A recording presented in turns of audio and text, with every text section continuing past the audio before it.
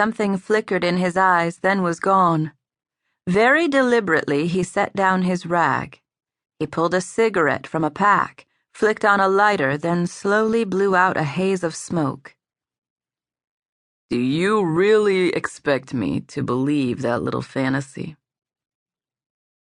She'd hoped for surprise, even amazement. She'd gotten boredom.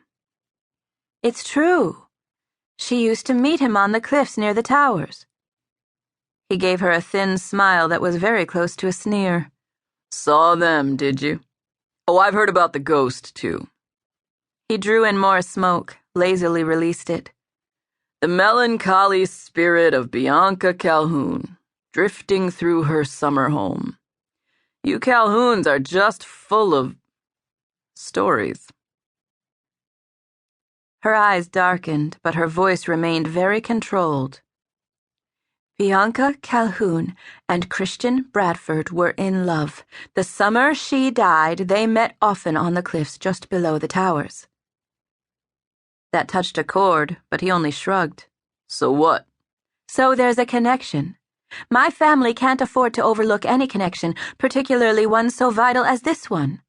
It's very possible she told him where she put the emeralds. I don't see what a flirtation, an unsubstantiated flirtation between two people some 80 years ago has to do with emeralds. If you could get past this prejudice you seem to have toward my family, we might be able to figure it out.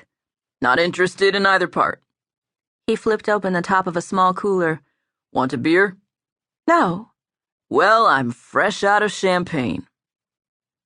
Watching her, he twisted off the top, tossed it toward a plastic bucket, then drank deeply. You know, if you think about it, you'd see it's a little tough to swallow. The lady of the manor, well-bred, well-off, and the struggling artist. Doesn't play, babe.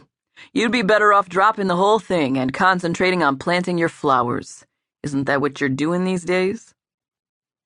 He could make her angry, she thought, but he wasn't going to shake her from her purpose. My sisters' lives were threatened.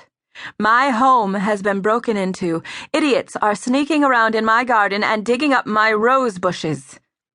She stood, tall and slim and furious. I have no intention of dropping the whole thing. Your business. He flicked the cigarette away before jumping effortlessly onto the pier. It shook and swayed beneath them. He was taller than she remembered, and she had to angle her chin to keep her eyes level. Just don't expect to suck me into it. All right, then. I'll just stop wasting my time and yours. He waited until she'd stepped off the pier. Suzanna. He liked the way it sounded when he said it. Soft and feminine and old-fashioned. You ever learn to drive? Eyes stormy, she took a step back toward him.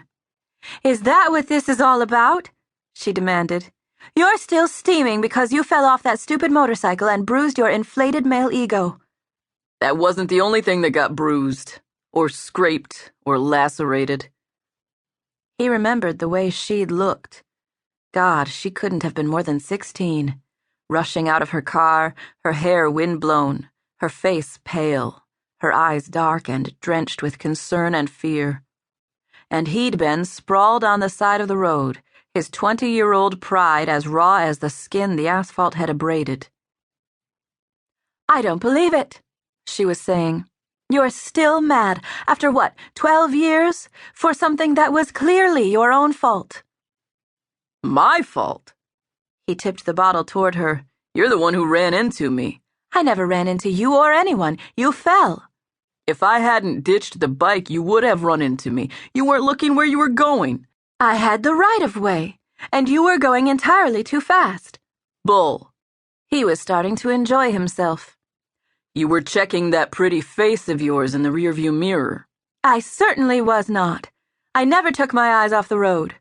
If you'd had your eyes on the road, you wouldn't have run into me. I didn't. She broke off, swore under her breath.